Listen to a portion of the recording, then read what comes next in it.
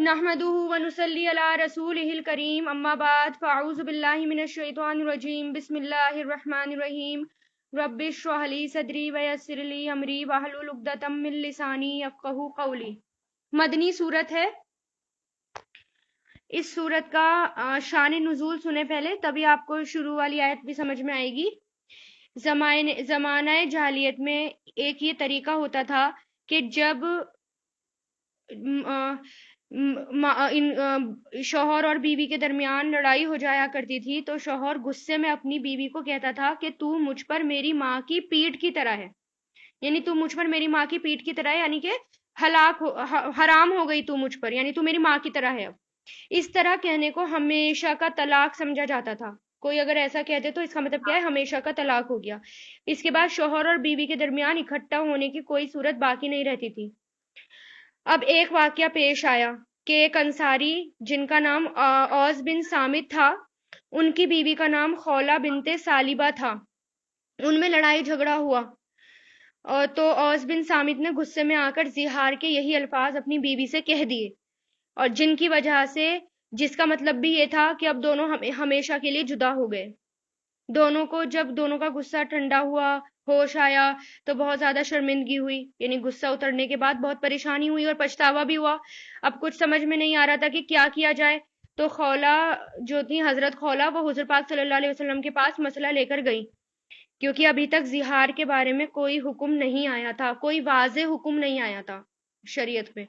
तो इसलिए आप सल्लल्लाहु अलैहि वसल्लम ने अपने तौर पर ये फरमा दिया कि मैं समझता हूँ कि तू उस पर हराम हो चुकी है, यानी क्योंकि अभी हुक्म नहीं आया था, तो अपनी समझ से नबी ने ये बता दिया।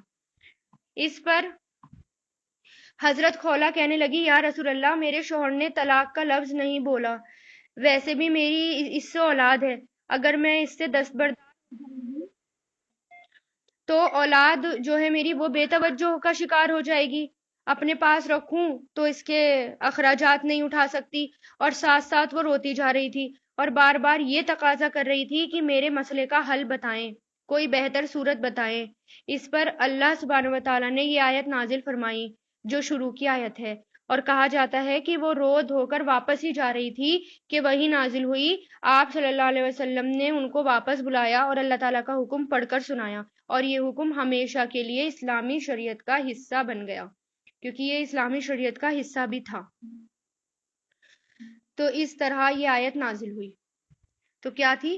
कद, दर हकीकत, समीआ, सुन ली, माजी है ये, सुन ली, अल्लाहु, अल्लाह ने, कौला, बात, अल्लती, उसकी जो, अल्लती औरत के लिए आता है, जैसे अल्लजी आता है तो अल्लती फीमेल के लिए, उसकी जो तुजादिलू का, झगड़ा कर रही थी आपसे।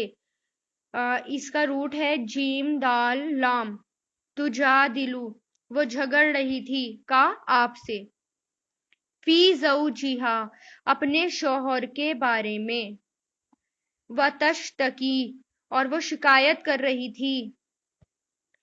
इसका भी रूट है शीन काफ वाओ, शिकवा से, शिकवा शिकायत, तो वो शिकवा कर रही थी, शिकायत कर रही थी, इलल्लाही, अल्लाह से, वल्लाहु, और अल्लाह, यसमऊ, वो सुन रहा था, तहावुरकुमा, तहावुरा, इसका रूट है हा वाओ रा, हौर, तहावुरकुमा, गुफ्तगू तुम दोनों की, यानी तुम दोनों की बातें। इन्नल्लाह, बेशक अल्लाह, समीउन, खूब सुनने वाला, बसीर, खूब देखने वाला है।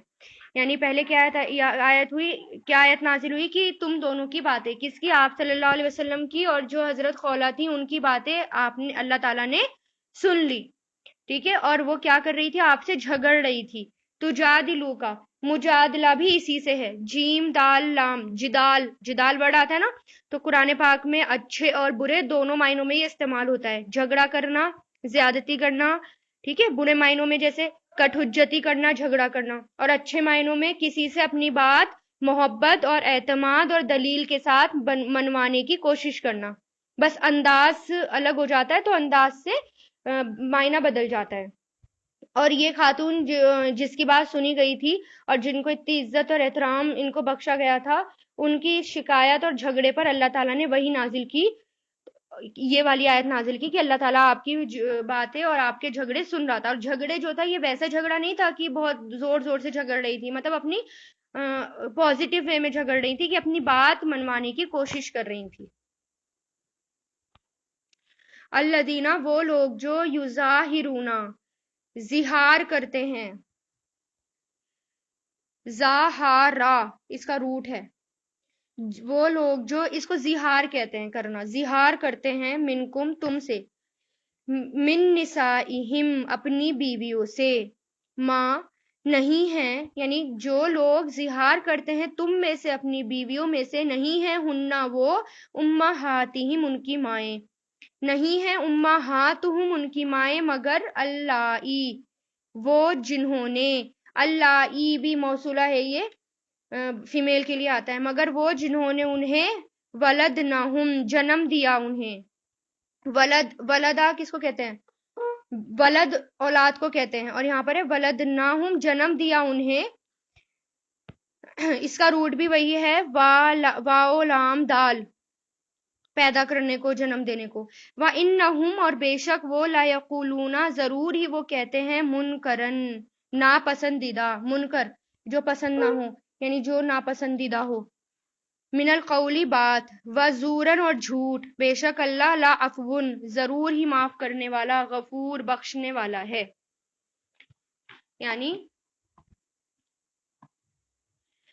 یعنی وہ لوگ جو تم میں سے زہار کرتے ہیں اپنی بیویوں سے، اللہ تعالیٰ نے کہہ دیا کہ تمہاری بیویوں کو یہ کہنا کہ وہ تمہاری مائیں ہو گئیں، تو وہ کہنے سے مائیں نہیں ہو جاتی. مائیں تو صرف وہی ہوتی ہیں جنہوں نے جنم دیا ہو، اور یہ تم بہت ناپسندیدہ اور جھوٹ کہتے ہو. یعنی یہ بات اللہ تعالیٰ کو بالکل پسند نہیں ہے، اور یہ جھوٹ بات ہے. تو آپ دیکھیں اللہ تعالیٰ نے کیسے ان کی بات سن لی. اور پھر اس سے یہ بھی پتہ چلتا ہے کہ اللہ تعالیٰ ہر کسی کی باتیں سنتا ہے، جیسے، اور الگ الگ لوگوں کی بھی باتیں سنتا ہے. جیسے ہم نماز پڑھتے ہیں، اور جیسے ہم گھر میں نماز پڑھتے ہیں، وہیں مسجدیں بھری ہوتی ہیں، سب اپنی اپنی دعائیں کر رہے ہوتے ہیں، سب اللہ تعالیٰ سے شکوہ اور شکایت کر رہے ہوتے ہیں، مانگ رہے ہوتے ہیں، لیکن اللہ تعالیٰ ہر ایک کی سنتا ہے، ایک ایک کی سنتا ہے، کسی کو اگنور نہیں کرتا. ہم کیا کرتے ہیں، ایک بار میں صرف ایک کی بات سن سکتے ہیں، لیکن اللہ تعالیٰ بہت زیادہ سننے والا ہے.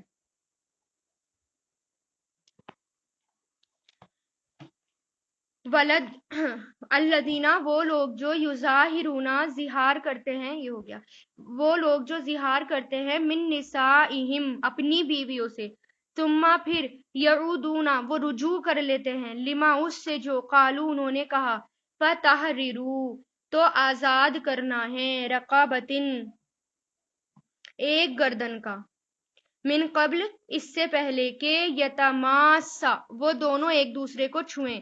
مس سے بنائی تماسا، وہ دونوں ایک دوسرے کو چھوئیں. ذالکم یہ ہے، تو ازونا تم نصیحت کیے جاتے ہو، بھی اس کی، واللہ اور اللہ، بما اس کے ساتھ جو تعملون تم عمل کرتے ہو، خبیر بہت باخبر ہے.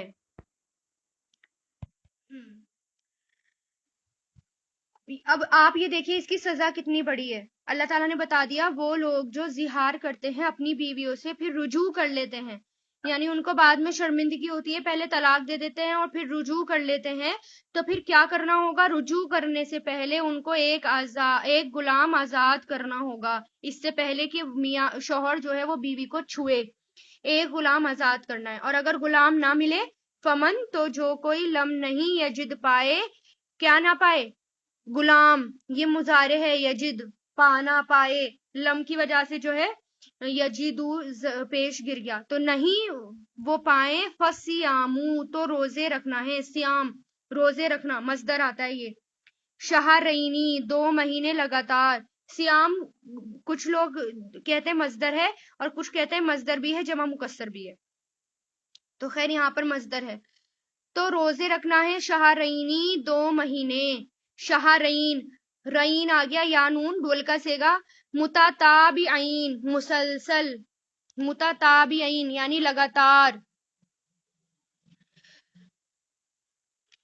من قبل اس سے پہلے کہ یتماسا وہ دونوں ایک دوسرے کو چھوئیں. فمن تو جو کوئی، لم نہیں یستطیع طاقت رکھتا ہو، فاطعام تو کھانا کھلانا ہے، اطعام کھانا کھلانا، متعدی آ گیا یہ، کھانا کھلانا ہے 60 مسکینن، مسکین کو، 60 مسکین کو، ذالکا یہ اس لیے کہ محذوف ہے، یعنی یہ اس لیے کہ لی تؤمنو تاکہ تم ایمان لاؤ، باللہ اللہ پر، و رسول ہی اور اس کے رسول پر، و تلکا اور یہ حدود اللہ حدیں ہیں اللہ کی، ولل کافرینہ اور کافروں کے لیے عذاب علیم عذاب ہے دردناک، یعنی جو ایسے الفاظ بول دے تو اس کو اتنی سخت سزا دی جائے گی کہ اس کو یا تو غلام آزاد کرنا ہے، اگر غلام نہیں ہے تو 2 مہینے لگاتار روزے رکھنے ہیں، اور اگر طبیعت ٹھیک نہیں ہے یا نہیں رکھ سکتا، کمزوری ہے یا کوئی اور بھی ریزن ہے، بیماریاں ہیں، تو پھر کیا کرنا ہے، 60 مسکین کو کھانا کھلانا ہے، اس کے بعد ہی وہ اپنی بیوی کو چھو سکتا ہے۔ اور اتنی سخت سزا کیوں دی گئی ہے؟ کیونکہ بعض لوگ اس آیت کو پڑھنے کے بعد کہتے ہیں کہ اتنی سی بات ہے، اتنی سی بات کے پیچھے جو ہے اتنی زیادہ سخت سزا دے دی، اسلام کیسا ہے، اس طرح کی باتیں اٹھ جاتی ہیں نعوذ باللہ اسلام قرآن میں اور اسلام کے خلاف۔ تو سزا اتنی سخت اس لیے ہے کیونکہ یہ بات جو ہے وہ چھوٹی موٹی بات نہیں تھی، یہ بات گھروں کو توڑ رہی تھی، گھروں کو توڑنے کا سبب تھی، ایک نسل کے خرابی کا ذریعہ تھی، نسل بگڑ رہی تھی، اس سے نسل خراب ہو رہی تھی، جو اور سب سے زیادہ ایفیکٹ جو پڑتا ہے بچوں پر پڑتا ہے، بنا سوچے سمجھے جو کچھ بھی کہہ دیتے ہیں، اور اس سے سب سے زیادہ جو ماں باپ تو الگ ہو جاتے ہیں لیکن سب سے زیادہ جو نقصان ہوتا ہے وہ بچے کا ہوتا ہے، ٹھیک ہے؟ تو جب 2 مہینے مرد روزے رکھ لے گا، اور یہ سزا بھی مرد کو ہی دی گئی ہے، بس عورت کو نہیں دی گئی، مرد ہی روزے رکھے گا، کیوں؟ کیونکہ اسی نے یہ الفاظ بولے تھے، اس کو اپنے اوپر کنٹرول کرنا ہے، جب وہ روزے رکھے گا، لگاتار روزے رکھے گا، تو اس کو احساس ہوگا کہ اب مجھے یہ کام نہیں کرنا، تو وہ کبھی بھی یہ کام نہیں کرے گا، اس لیے یہ سخت سزا اسلام میں اس لیے ہے کیا، تاکہ ایک ایگزامپل کے بعد دوسرا ایگزامپل ایسا نہ آئے، دوبارہ کوئی ان کو دیکھ کر لوگ جو ہے نصیحت پکڑے، دوبارہ کوئی یہ کام نہ کرے، ٹھیک ہے؟ اور پھر دیکھیے روزے لگاتار رکھنے ہیں بنا چھوڑے، اگر 59 روزے ہو گئے اور لاسٹ والا روزہ چھوڑ دیا کسی مجبوری میں، تو واپس اس کو ایک سے ہی شروع کرنا ہوگا، ٹھیک ہے؟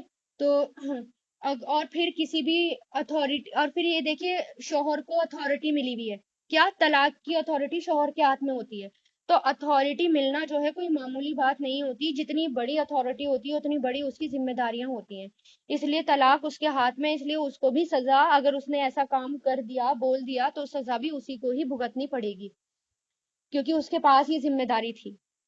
اگر کوئی بہت زیادہ کمزور ہے، بیمار ہے، روزے نہیں رکھ سکتا، ساتھ میں غریب بھی ہے، تو پھر کیا ہو، پھر بیت المال سے اس کا کفارہ ادا کیا جائے گا، یہ ہوگا، ٹھیک ہے؟ اور اس میں یہ بھی آتا ہے کہ ان یہ جو لیڈی تھی، یہ حضرت خولہ تھی، ان کا، کیونکہ اللہ تعالیٰ نے 7 آسمان کے اوپر سے ان کی بات سنی تھی، ان کی بات سننے کے بعد یہ آیت نازل ہوئی تھی، تو اس وجہ سے صحابہ کرام بھی ان کی بہت زیادہ عزت تو وہ سب کی کرتے تھے لیکن ان کو بہت زیادہ اہمیت دیتے تھے، اس لیے کیونکہ یہ وہ خاتون تھی جن کی بات اللہ نے سنی۔ ایک مرتبہ حضرت عمر رضی اللہ تعالیٰ عنہ کہیں جا رہے تھے، تو راستے میں ایک بڑھیا نے ان کو روک لیا، اور آپ کے ساتھ بہت سارے لوگ بھی تھے، حضرت عمر کی خلافت کی بات ہے یہ، جب حضرت عمر خلیفہ تھے، تو انہوں نے روک لیا اور بات کرنے لگے، اور حضرت عمر کے ساتھ اور لوگ بھی تھے، تو ان کو برا لگا کہ خاتون نے امیر المومنین کو ایسے روک لیا، تو حضرت عمر بہت پیشنس اور صبر والے تھے، اور ان کی بہت صبر سے ان کی باتیں سن بھی رہے تھے۔ کسی نے پوچھا کہ کیا بات ہے کہ آپ اس بڑھیا کی بات اتنی زیادہ توجہ سے سن رہے ہیں، تو اور اس کو اتنی زیادہ اہمیت دے رہے ہیں؟ اس پر حضرت عمر نے فرمایا کہ یہ وہ عورت ہے جس کی بات اللہ تعالیٰ نے 7 آسمانوں کے اوپر سے سن لی تھی، عمر کی کیا مجال کہ وہ اس کی بات کی توجہ نہ دے یا اس کی بات پر توجہ نہ کرے، اس وجہ سے ان کو بہت احترام دیا کرتے تھے۔ تو اس سے یہ بھی پتہ چلتا ہے کہ اسلام ہر کسی کی عزت کے معاملے میں، حقوق کے معاملے میں کتنا زیادہ سینسیٹیو ہے، ہر صحابی، ہر صحابہ اس کو دوسروں کا حق ادا کرتے تھے، کیونکہ قیامت کے دن بھی حقوق کے بارے میں پوچھا جائے گا نا۔ اور پھر ان کے سننے کے بارے میں بھی ایک روایت آتی ہے کہ وہ کس طرح باتیں کر رہی تھی۔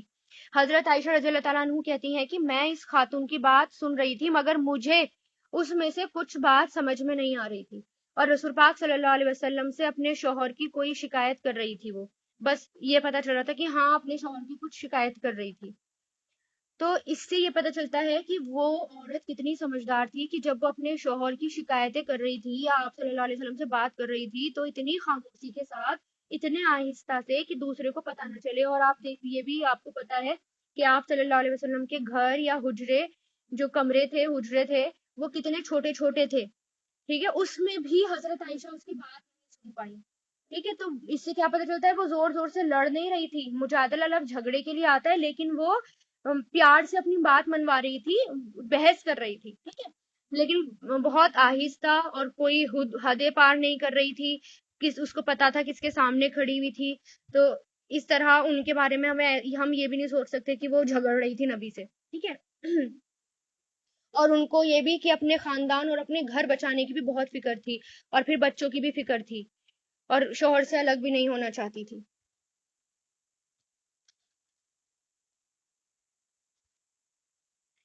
ان الذین, بے شک وہ لوگ جو یحادون, مخالفت کرتے ہیں, یحادون یہ بھی مضارع ہے, ہا دال دال اس کا روٹ ہے, محادہ سے بنا ہے یہ, مخالفت کرنا اور دشمنی کرنا. تو یہ معادہ کا بھی اپوزٹ ہے. یعنی مخالفت کا مطلب اگر کوئی یہ بولے کہ اتنے سے جملے کی اتنی بڑی سزا, تو یہ کوئی معمولی جملہ نہیں ہے. اس لیے یہ بات کہی گئی ہے کہ بے شک وہ لوگ جو یحادون, مخالفت کرتے ہیں اللہ کی اور اس کے رسول کی, کتیبہ لکھ دیا گیا, مجھول ہے یہ نہیں, اس کے رسول کی, کبیتو وہ ذلیل کیے جائیں گے. کبت کا با تا سے بنائیے, یہ بھی مجھول ہے.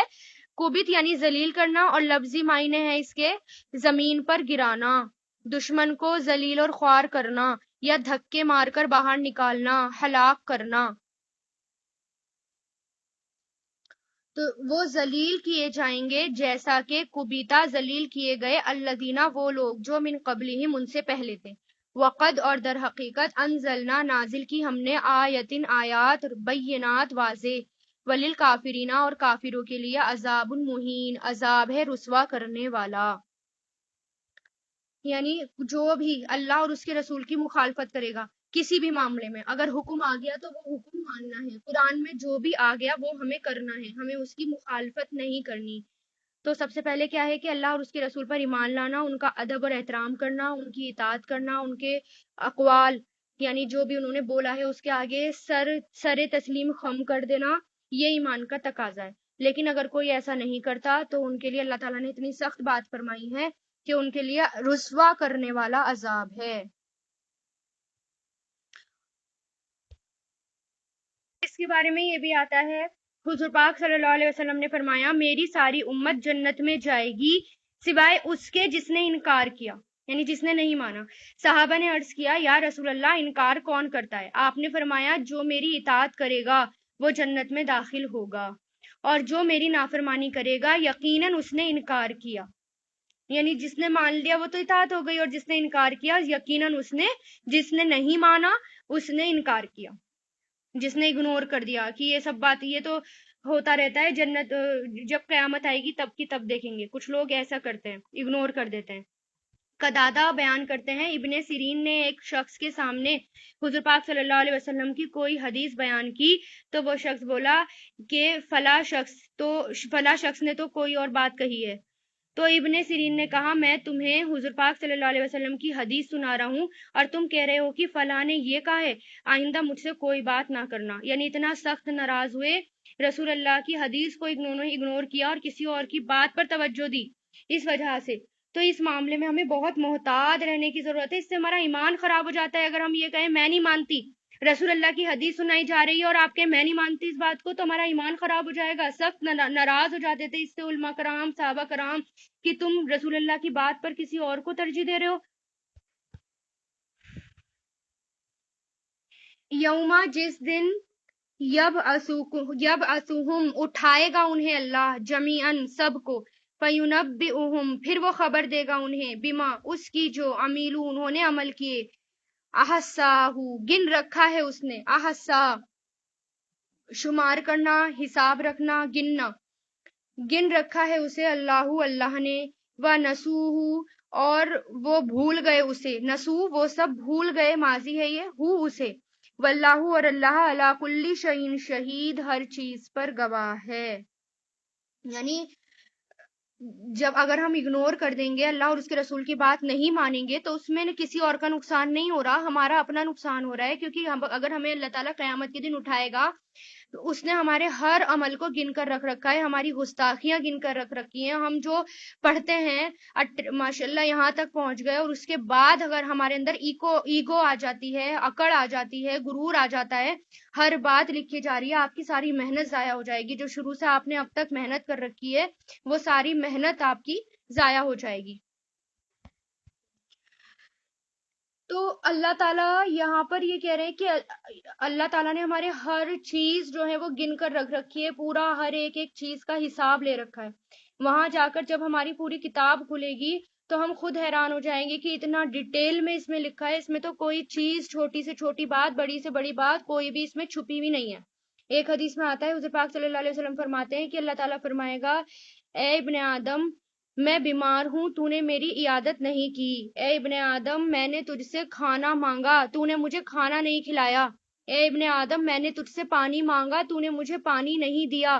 تو بندہ کہے گا، اے میرے رب میں تیری عیادت کیسے کرتا، کھانا کیسے کھلاتا، تجھے پانی کیسے پلاتا، جبکہ تو رب العالمین ہے. تو اللہ تعالیٰ فرمائے گا، کیا تو نہیں جانتا تھا کہ میرا فلاں بندہ بیمار تھا، تو نے اس کی عادت نہیں کی، اگر تو اس کی عادت کرتا تو مجھے اس کے پاس پاتا. اس طرح کھانے کے بارے میں اور پینے کے بارے میں بھی. تو اس سے پتہ چلتا ہے کہ ہمارے جتنے بھی اعمال ہیں وہ اللہ تعالیٰ ہم سب کو بالکل غور سے دیکھ رہے ہیں. اور ہم اس لیے قرآن پڑھنے کے بعد تو اور بھی زیادہ محتاط ہو جائیے. آپ نے پڑھ بھی لیا، اب آپ کو پتا بھی ہے کہ مجھے کیا کرنا ہے اور کیا نہیں کرنا. ایسا نہ ہو کہ ہم نے کسی کو اگنور کر دیا اور یہی ہمارے نام اعمال میں لکھا گیا اور اسی کا ہم سے حساب مانگ لیا گیا. اور ہم جتنا ہم آگے بڑھتے ہیں، ہمارے میجورٹی جو ہوتی ہے اس کے اندر اتنا زیادہ تکبر آ جاتا ہے، جبکہ قرآن پورا ہونے کے ساتھ ساتھ ہمارے اندر عاجزی آنی چاہیے اور ہمیں اللہ تعالیٰ کے آگے اور جھکنا چاہیے، بندوں کے آگے اور زیادہ ہمیں نرم ہونا چاہیے، بجائے ہمارے اندر اکڑ آئے، غرور آئے. تو اس سے کیا ہے، اور زیادہ ہمیں سمجھ میں آنا چاہیے کہ مجھے کیا کرنا ہے اور کیا نہیں کرنا، کیونکہ ہر چیز لکھی جا رہی ہے. علم کیا نہیں ترا، آپ نے دیکھا، بے شک اللہ یعلم جانتا ہے، ما فی السماوات جو کچھ آسمانوں میں ہے، وما فی الارض اور جو کچھ زمین میں ہے. ما یکونو نہیں ہوتی، من نجوا کوئی سرگوشی، نجوا باتیں، سرگوشی،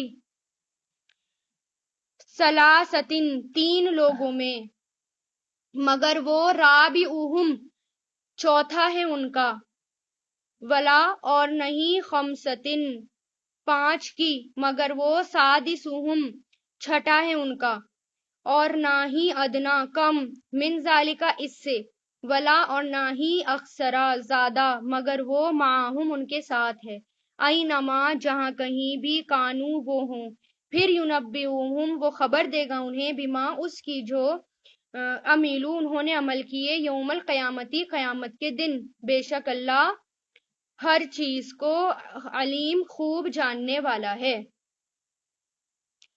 یعنی جس زمانے میں حضور پاک صلی اللہ علیہ وسلم کا یہودیوں سے معاہدہ ہوا تھا، یعنی صلح ہوئی تھی، تو اس وقت وہ مسلمانوں کے خلاف تو کچھ کر نہیں سکتے تھے، مگر مسلمانوں کو پریشان کرنے کے لیے ایک حرکت اور کرتے تھے، اس کی طرف یہ اشارہ ہے.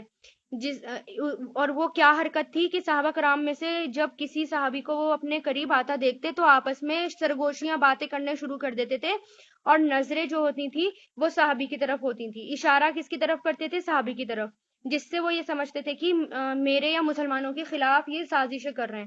اس طرح وہ بہت زیادہ پریشان کرتے تھے.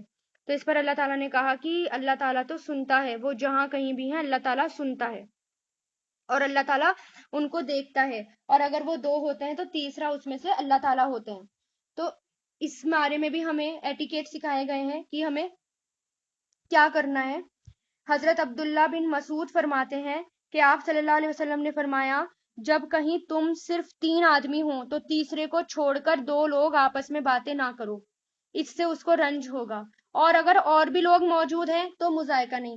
یعنی پوری مجلس ہے اور آپس میں دو کر رہے ہیں تو کوئی مذائقہ نہیں، لیکن بنا ضرورت کسی مجلس میں بیٹھ کر اشاروں سے بات کرنا یا کانوں میں کچھ بات کرنا یہ بد اخلاقی ہے۔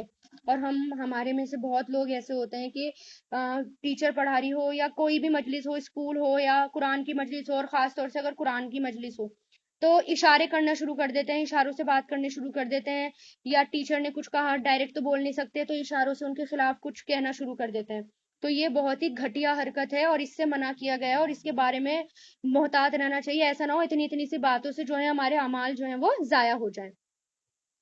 یہ حرکت یہودیوں کی تھی اور منافقین کی تھی، دونوں کی یہ حرکت تھی، تو اس حرکت سے ہمیں بچنا ہے۔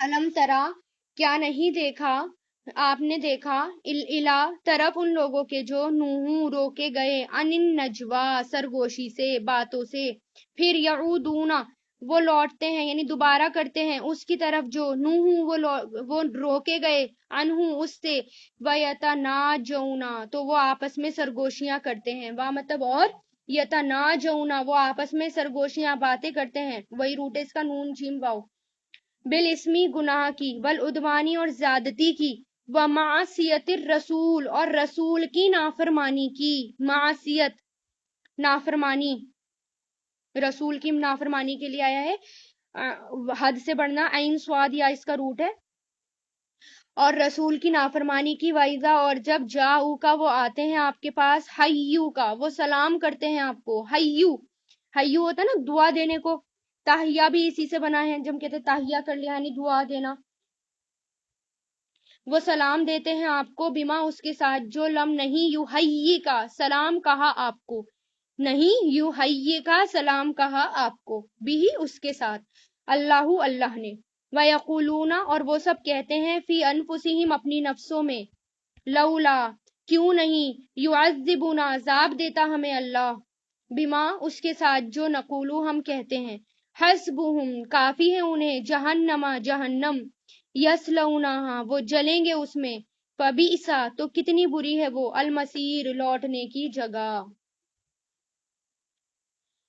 یعنی اس میں ایک اور بات کی طرف اشارہ ہے کہ حضرت ابن عمر رضی اللہ تعالیٰ عنہ سے مروی ہے کہ یہود حضور پاک صلی اللہ علیہ وسلم کو السلام علیکم کہنے کی بجائے سامن علیکہ کہا کرتے تھے، جس کا مطلب نعوذ باللہ یہ ہوتا ہے آپ پر ہلاکت ہو، اور منافقین بھی اس طرح کی باتیں کیا کرتے تھے کہ دعاؤں کی بجائے بد دعا دیا کرتے تھے، پھر اپنے دل میں یہ کہا کرتے تھے آپس میں کہ اگر یہ رسول ہیں تو ہماری اس گستاخی پر اللہ تعالیٰ کی طرف سے عذاب کیوں نہیں آتا، تو اس پر یہ آیت نازل ہوئی کہ جس میں اللہ تعالیٰ نے ان کو بتا دیا، پھر اللہ تعالیٰ نے بتا دیا ان کی اس گستاخی کی وجہ سے تو وہ جہنم میں جلیں گے، کہ وہ اتنے سخت الفاظ حضور پاک صلی اللہ علیہ وسلم کی شان میں کہا کرتے تھے، تو یہ بھی اللہ تعالیٰ نے بات بتا دی۔ تو سلام بھی ہمیں پراپر کرنا چاہیے، اور چھپ کے بات نہیں کرنی چاہیے، چھپ کے سرگوشیاں نہیں کرنی چاہیے، جس طرح اب آگے مجلس کے بھی آداب آ رہے ہیں، تو جس طرح آپ پڑھ لیں اور قرآن میں آپ کو حکم مل جائے آپ کو وہ اس کو فوراً فالو کرنا ہے۔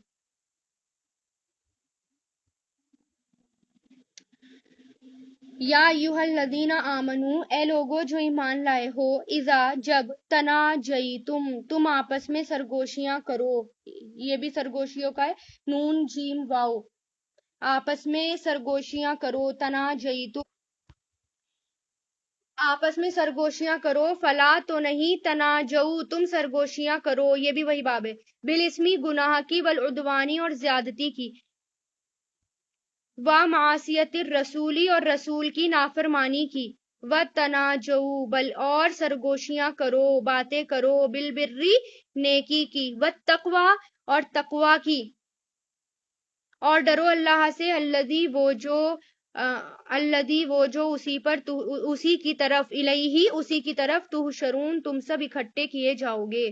تو ہمیں باتیں کیا کرنی ہے، اگر ہمیں مجلس میں بھی بیٹھنا ہے، آپس میں ہمیں باتیں کرنی ہے تو کیسی باتیں کرنی ہے، اللہ تعالیٰ کے اور اس کے رسول کی نافرمانی کی باتیں بالکل نہیں کرنی، بلکہ نیکی کی اور تقوی کی باتیں کرنی ہے۔ اور ہماری مجلس میں ہم غور کریں کیا باتیں ہوتی ہیں، جب ہم آپس میں سب بیٹھ جاتے ہیں، گھر میں لوگ بیٹھ جاتے ہیں آپس میں تو کون سی باتیں کرتے ہیں؟ سب سے زیادہ تو غیبت ہو رہی ہوتی ہیں اور چغلیاں ہو رہی ہوتی ہیں. تو یہ اللہ اور اس کے رسول کی نافرمانی والی بات ہے، اس سے روکا گیا ہے اور یہ کبیرہ گناہ ہے. تو ان سب باتوں سے بچنا ہے. جب ہم آپس میں بیٹھیں تو ہمیں یہ بھی غور و فکر کرنی ہے کہ میں کون سی بات اپنے منہ سے نکال رہی ہوں. ایسا تو نہیں ہے یہ کرنے سے میری نیکیاں جو ہیں وہ ضائع ہو جائیں گی. ایسا تو نہیں ہے میں نے جو کیا ہے وہ سب برباد ہو جائے گا.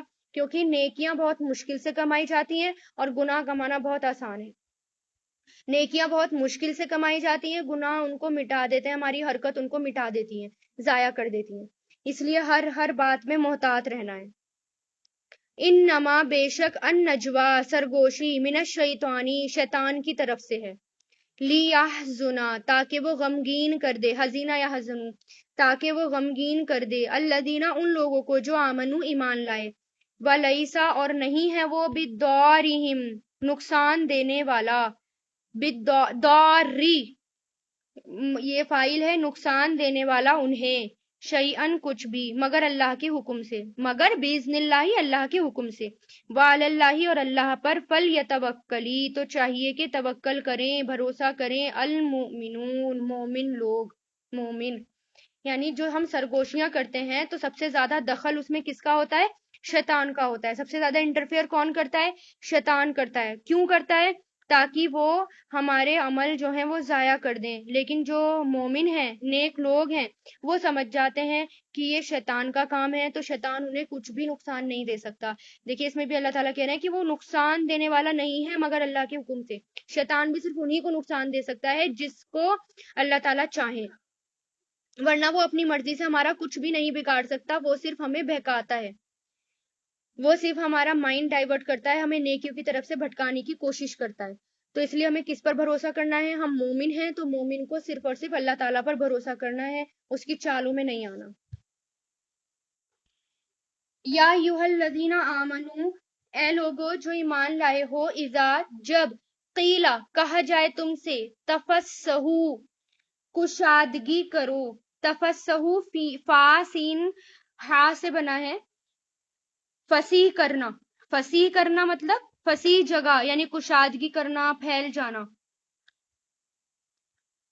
تو کشادگی کرو فی المجالسی مجلسوں میں، مجلس کی جمع ہے یہ مجالسی، مجلسوں میں. فافصحو تو یہ امر ہے، تو افصحو کشادگی کرو. یفصحی کشادگی کرے گا، یعنی جگہ دے گا، پھیلا دے گا یا کشادگی کرے گا. یہ مضارع ہے. اللہ اللہ لکم تمہارے لیے. وَإِذَا اور جب قیلا کہا جائے انشزو اٹھ جاؤ، یعنی انشزو کھڑے ہو جاؤ، اٹھ جاؤ. فنشزو تو اٹھ جاؤ، یہ امر آ گیا. یرفعو دونوں امر ہیں. یرفعو بلند کرتا ہے، رفع سے بنا ہے. اور انشزو جو ہے نون شین زا اس کا روٹ ہے، یعنی اٹھ کھڑے ہونا. یعنی یہ بیٹھے ہوئے جو لوگ ہیں، بیٹھے ہوئے کو کھڑا کرنے کے لیے آتا ہے، بیٹھے سے اٹھنے کے لیے آتا ہے. تو بلند کر دے گا اللہ الذین ان لوگوں کو جو آمنو ایمان لائے، منکم تم میں سے، والذین اور وہ لوگ جو اوتو دیے گئے علم، دراجات درجے ہیں، واللہ اور اللہ بما اس سے جو تعملون تم عمل کرتے ہو، خبیر بہت باخبر ہے. یعنی مجلسوں کی بات آ رہی ہے کہ اگر مجلسوں میں کوئی آئے تو تم جگہ کو کشادہ کرو. جب یہ کہا جائے کہ جگہ دو لوگوں کو بیٹھنے کے لیے، تو کام کیا ہے تمہارا کام کیا ہے کہ تمہیں جگہ دینی ہے لوگوں کو بیٹھنے کے لیے. تو منافقین کا کیا کام تھا؟ منافقین جب آپ صلی اللہ علیہ وسلم کی مجلس میں آتے تھے تو ایک گروپ کی شکل میں بیٹھا کرتے تھے. یعنی کچھ لوگ ہوتے ہیں نا کہ آپس میں دوست ہیں تو گروپ بنا کر، جتھا بنا کر بیٹھ جانا. تو گروپ کی شکل میں بیٹھتے تھے اور آپس میں جڑ کر بیٹھتے تھے، یعنی سرکل بنا کر اور آپس میں جڑتے تھے. کیونکہ ان کو اشاروں سے باتیں کرنی ہوتی تھی یا مذاق بنانا ہوتا تھا لوگوں کا، اور اس طرح بیٹھتے.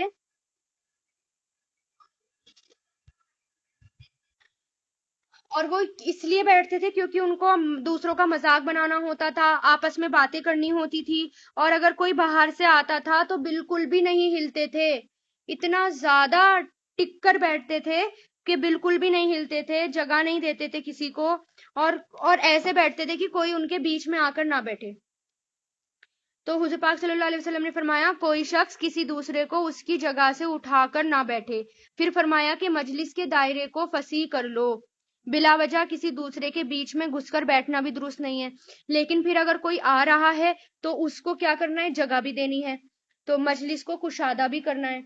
اور ایک واقعہ اور تھا اس کا کہ حضور پاک صلی اللہ علیہ وسلم صفا پر تشریف لے گئے اور حاضرین سے جگہ پر کرنے کو کہا، یعنی جگہ بنانے کو کہا. جگہ بھر گئی تھی، بھر گئی تھی تو جگہ خالی کرنے کو کہا، کشادہ ہونے کو کہا. کچھ صحابی آئے اور ان کو جگہ نہیں ملی تو وہ کھڑے رہے، اور جس کی وجہ سے یہ آیت نازل ہوئی کہ نبی جب فرما رہے تھے، حکم دے رہے تھے کہ تھوڑا سا کھسک جاؤ، تو تمہارا کام یہ تھا کہ تمہیں کھسک جانا چاہیے، تمہیں جگہ بنانی چاہیے مجلس میں. اور پھر دیکھیے کہ کوئی اگر باہر سے آ رہا ہے، وہ ابھی ابھی آ رہا ہے، آپ کو نہیں پتا وہ کتنی دور سے آ رہا ہے یا کہاں سے آ رہا ہے، لیکن کوئی پہلے سے بیٹھا ہوا ہے اور بالکل بھی جگہ نہیں مل رہی ہے، تو لاسٹ والا جو ہے، آخری والے جو ہیں، تو وہ کھڑے ہو جائیں اور باقی کھسک جائیں، تاکہ اس جو بعد والے کو جو آیا ہے اس کو جگہ مل جائے. وہ تھوڑا ہو سکتا ہے تھک کر آیا ہو سکتا ہے کوئی پریشانی ہو، تو اس میں بھی جگہ دینی چاہیے. ان سب چیزوں سے پتا چلتا ہے، ہمارے کردار سے پتا چلتا ہے کہ کوئی شخص کتنا مومن ہے اور کتنا اللہ اور اس کے رسول کو فالو کرتا ہے. یہ سب باتیں ہمیں انہی سب چیزوں سے پتا چلتی ہیں، چھوٹے چھوٹے سے ایٹیکیٹس جو ہمیں سکھائے جا رہے ہیں قرآن میں، اسی سے تقویٰ بھی ہمارے اندر آتا ہے. تو ان سب باتوں کا بھی خیال کرنا ہے. اور پھر جو شخص کسی دوسرے کے لیے اپنا سینہ کھول دیتا ہے، کشادہ رکھتا ہے، تو اللہ تعالیٰ بھی دوسروں کا سینہ اس کے لیے کھول دیتے ہیں. اس لیے ہمیں ہر معاملے میں، کسی بھی معاملے میں کنجوسی نہیں کرنی چاہیے.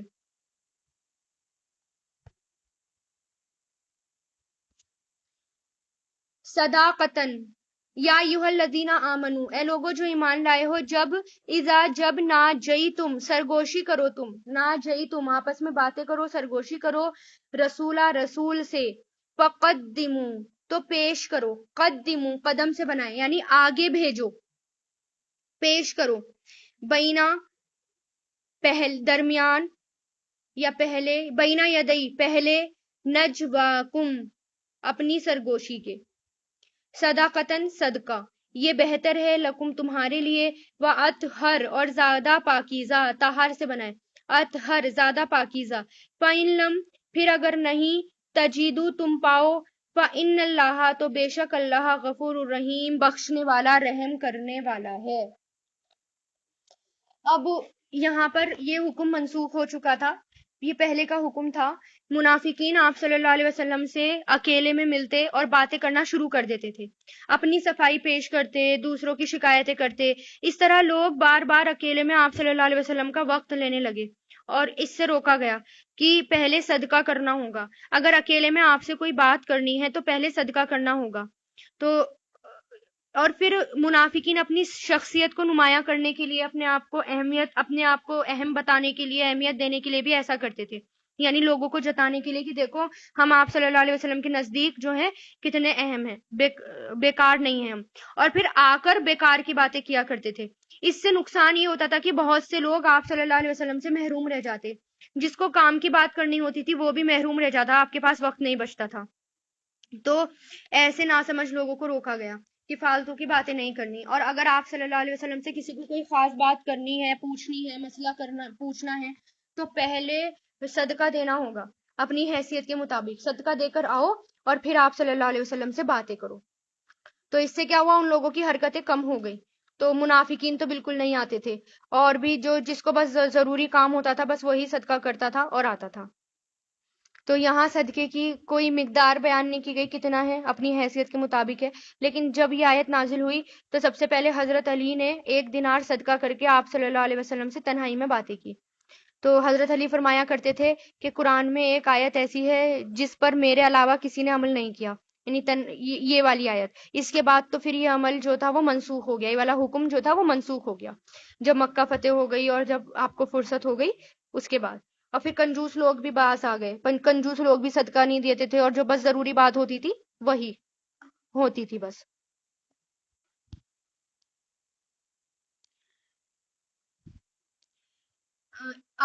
کیا اشفقتم ڈر گئے تم، اشفقہ ڈرنا، کیا ڈر گئے تم، اس کا روٹ بھی شین فا قاف ہے. کہ تقدمو تم آگے بھیجو یا پیش کرو، بینا یدا پہلے، نجواکم اپنی سرگوشی کے، صدقاتن صدقے. فیض پھر جب لم نہیں تفعلو تم نے کیا، و تابا اور مہربان ہوا اللہ، علیکم تم پر، و فاقیمو تو قائم کرو نماز، و آتو اور دو زکوٰۃ، و اطیعوا اور اطاعت کرو اللہ کی اور اس کے رسول کی، اور اللہ خبیرن باخبر ہے، بما اس سے جو تعملون تم عمل کرتے ہو.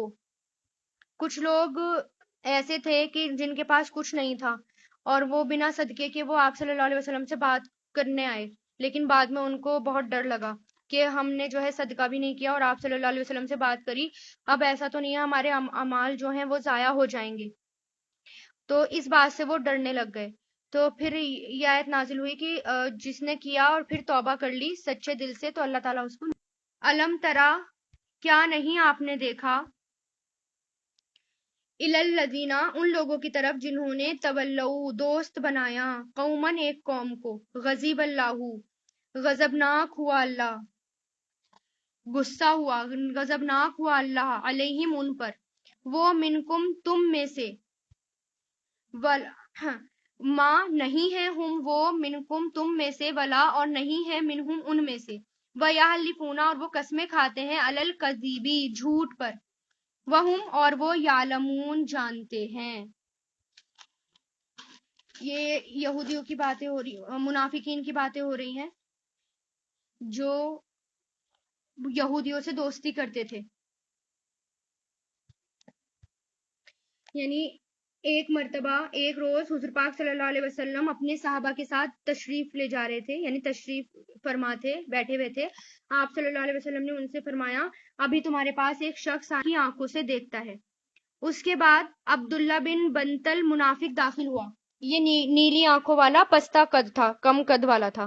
آپ صلی اللہ علیہ وسلم نے اس سے فرمایا تم اور تمہارے ساتھی مجھے گالیاں کیوں دیتے ہو؟ اس نے کہا آپ مجھے ذرا دیر کی اجازت دیجیے، میں جا کر ابھی آپ کے پاس آتا ہوں. تو وہ چلا گیا اور کچھ دیر بعد اپنے ساتھیوں کو بھی اپنے ساتھ لے آیا، اور سب نے حضور پاک صلی اللہ علیہ وسلم کے سامنے قسم کھا کھا کر کہا کہ ہم نے آپ کو ایسا کچھ نہیں کہا. اس پر یہ آیت نازل ہوئی کہ جو جھوٹ بولتے ہیں اور جھوٹی قسمیں کھا کھا کر آپ کے سامنے جھوٹی قسمیں کھاتے ہیں، ان کے لیے اللہ تعالیٰ کی طرف سے عذاب ہے، اللہ تعالیٰ ان پر سخت غضبناک ہے. یہ بھی اللہ تعالیٰ نے بتا دیا کہ یہ جھوٹی قسمیں کھا رہے ہیں. اعدہ تیار کر رکھا ہے اللہ نے، لہم ان کے لیے، عذابن عذاب، شدیدن شدید، انہم بے شک وہ، کتنا برا ہے، ماں جو کانو ہیں وہ، یعملون عمل کرتے، یعنی ایسے لوگوں کے لیے شدید عذاب ہے. اتخذو انہوں نے بنا لیا، ایمانہم اپنی قسموں کو، جنتن ڈھال، جنتن کہتے ہیں ڈھال کے لیے آتا ہے اور اس کا روٹ ہے جیم نون نون. فصدو تو پھر انہوں نے روکا، عن سبیل اللہ اللہ کے راستے سے، فلہم تو ان کے لیے عذاب ہے مہین رسوا کرنے والا.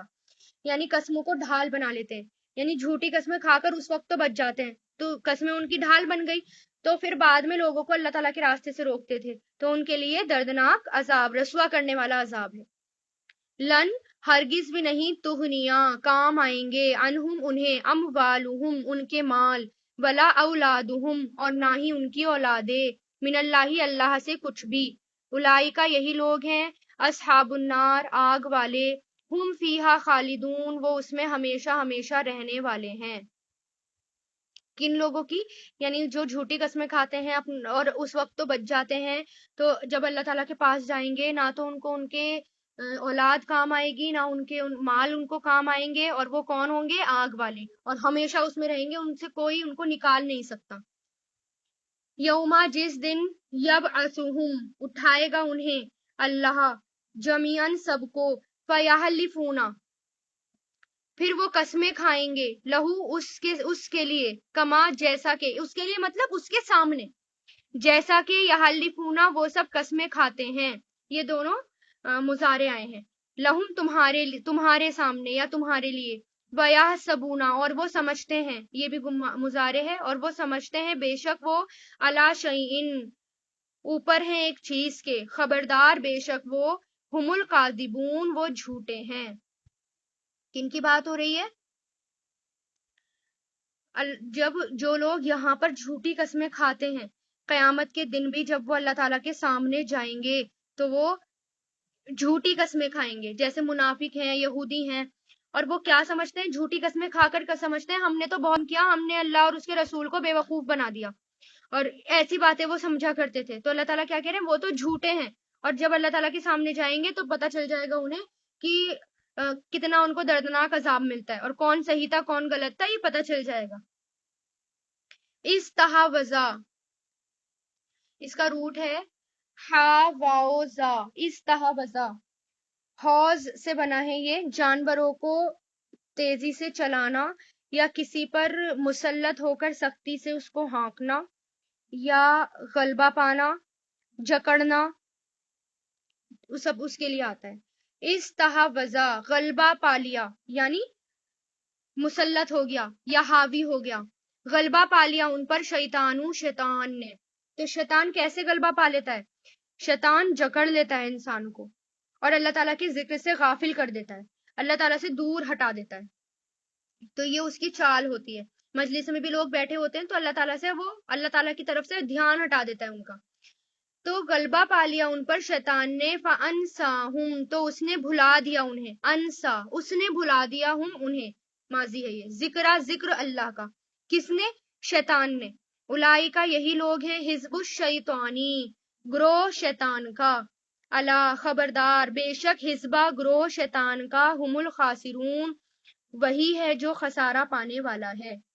یعنی ایسے لوگوں کی بات ہو رہی ہے، منافقین کی، جو اس طرح کی حرکتیں کرتے ہیں، منافقوں جیسی حرکتیں کرتے ہیں، یہودیوں جیسی حرکتیں کرتے ہیں، ان کے بارے میں اللہ تعالیٰ کہتے ہیں ان پر تو شیطان نے غلبہ پا لیا، اور وہ شیطان کا گروہ بن گئے، شیطان کے ساتھی بن گئے۔ تو اس سے اللہ تعالیٰ خبردار کر رہے ہیں کہ شیطان کا گروہ جو ہے وہ سب سے زیادہ نقصان اٹھانے والا ہے، تو اس لیے شیطان سے بچنا چاہیے، ایسا نہ ہو کہ ہم شیطان کے ساتھی اور اس کا گروہ بن جائیں۔ ان الذین، بے شک وہ لوگ جو یحادون، مخالفت کرتے ہیں اللہ اور اس کے رسول کی، یہی لوگ ہیں جو فی الازلین، ذلیل ترین ہیں، ازلین، سب سے زیادہ ذلیل ہیں، لام لام، سب سے زیادہ ذلیل ہیں۔ تو کتنی زیادہ ڈرنے والی بات ہے یہ کہ جو اللہ اور اس کے رسول کی مخالفت کرے گا، اپنی عقل کی تعبیلیں لائے گا، اپنی عقل زیادہ چلائے گا، اور ظاہر ہے ہماری عقل جو ہے اللہ اور اس کے رسول تک نہیں پہنچ سکتی، ان کی حکمت تک بھی نہیں پہنچ سکتی، تو ہم کیا کرتے ہیں؟ باتوں کو ٹویسٹ کر دیتے ہیں، باتوں کو گھما دیتے ہیں، اپنے آپ مطلب نکال دیتے ہیں۔ تو یہ سب جو ہیں بہت گناہ کی باتیں ہیں، قرآن میں اور تفسیر میں اور آیتوں میں اپنے آپ اپنا مطلب نہیں نکالنا۔ اگر ہماری عقل اس بات کو نہیں سمجھ پا رہی ہے تو کوئی بات نہیں، نہ سمجھے لیکن اس کو مان لے، کیونکہ مخالفت جو کرے گا وہ سب سے زیادہ ذلیل ترین مخلوق ہے۔ کتب اللہ، لکھ دیا اللہ نے، لَأَغْلِبَنَّ، لا ضرور، اغلبنہ، میں ضرور غالب رہوں گا، یہ مضارع ہے، غین لام با سے بنا ہے، میں ضرور غالب رہوں گا، انا، میں، ورسولی، اور میرا رسول، بے شک اللہ، قوی، بہت طاقتور، عزیز، زبردست ہے۔ یعنی اگر کوئی مخالفت کر رہا ہے تو کوئی بات نہیں، لیکن یہ بات طے ہے کہ اللہ اور اس کا رسول ہی جیتیں گے، اللہ اور اس کے رسول ہی غالب آئیں گے، دنیا میں بھی اور آخرت میں بھی۔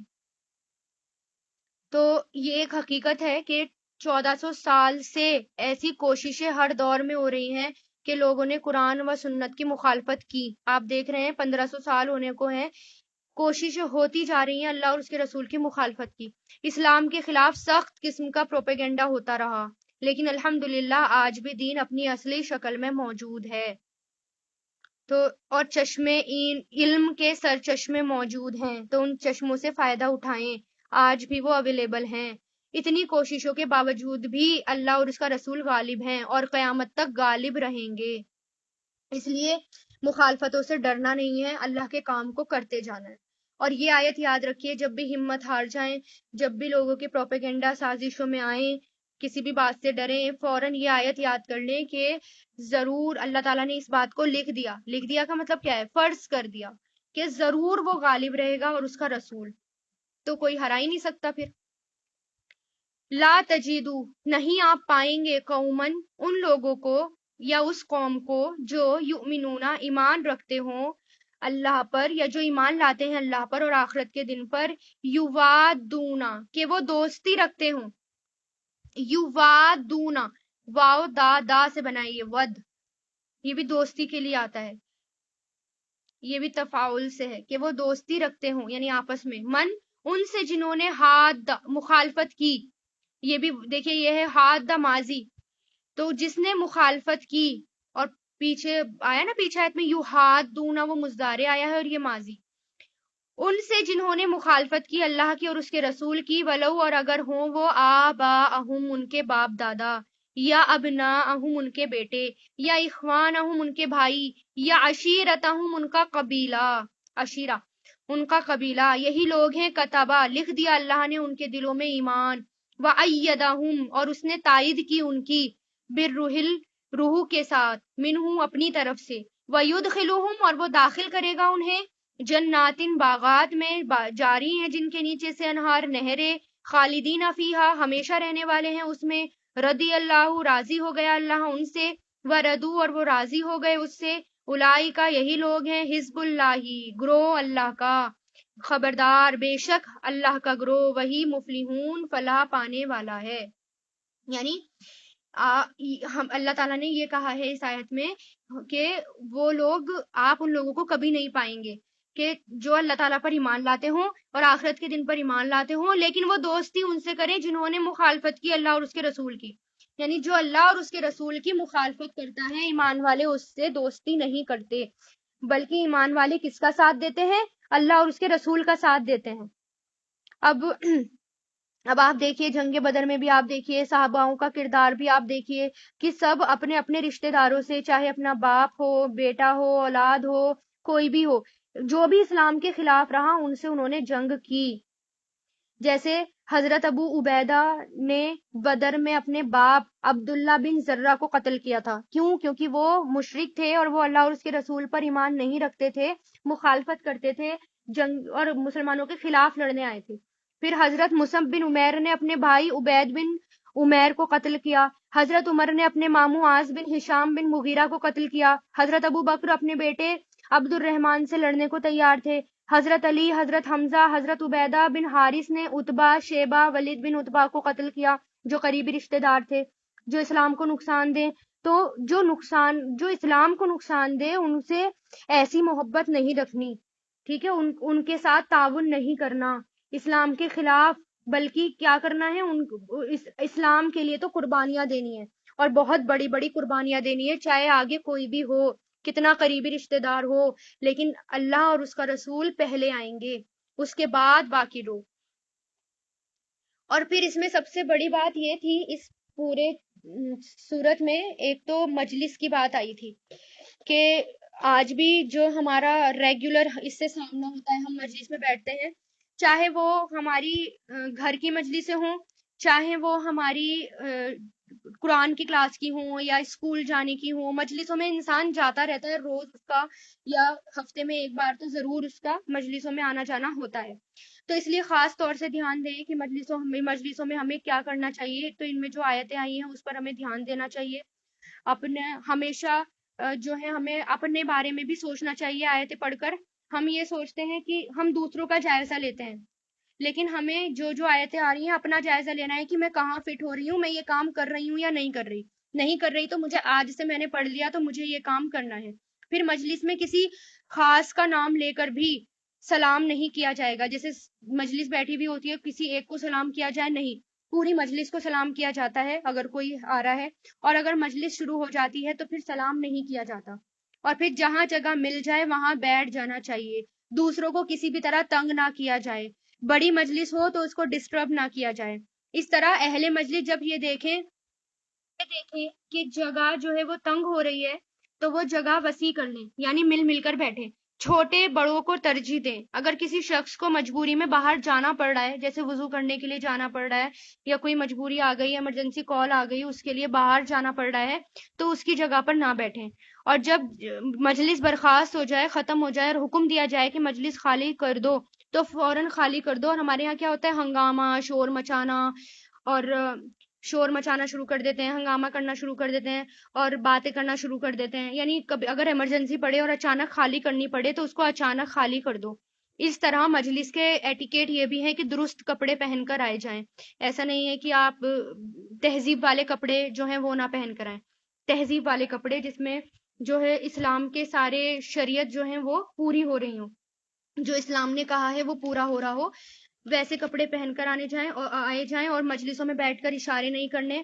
اگر ٹیچر پڑھا رہی ہے یا کوئی اور پڑھا رہا ہے، امپورٹنٹ باتیں چل رہی ہیں، تو مجلس میں بیٹھ کر ایک دوسرے کی طرف اشارے نہیں کرنے، یہ منافقین کا کام ہے. یا آپس میں ہم خسر پسر شروع کر دیتے ہیں، ایک دوسرے کے کان میں باتیں کرنا شروع کر دیتے ہیں، وہ بالکل بھی نہیں کرنا چاہیے. مجبوری ہے تو آپ پوچھ لیں، کوئی بہت بڑی مجبوری ہے، ورنہ ہاتھوں سے اشارے کرنا، چہرے سے اشارے کرنا، یہ سب بالکل غلط باتیں ہیں، یہ اسلام کے خلاف باتیں ہیں. ان سب باتوں کا دھیان دیں، کیونکہ ان سب باتوں کی وجہ سے ہمارے عمل، جو اتنی محنت سے ہم نے نیکیاں کمائی ہوتی ہیں، وہ سب ضائع ہو جاتی ہیں. اور ماشاءاللہ آپ پڑھتے جا رہے ہیں، سارے ایٹیکیٹ سب آپ کے قرآن میں آتے جا رہے ہیں، تو ان سب چیزوں کو فالو کرنے کی کوشش کریں. وآخر الدعوانا ان الحمد للہ رب العالمین.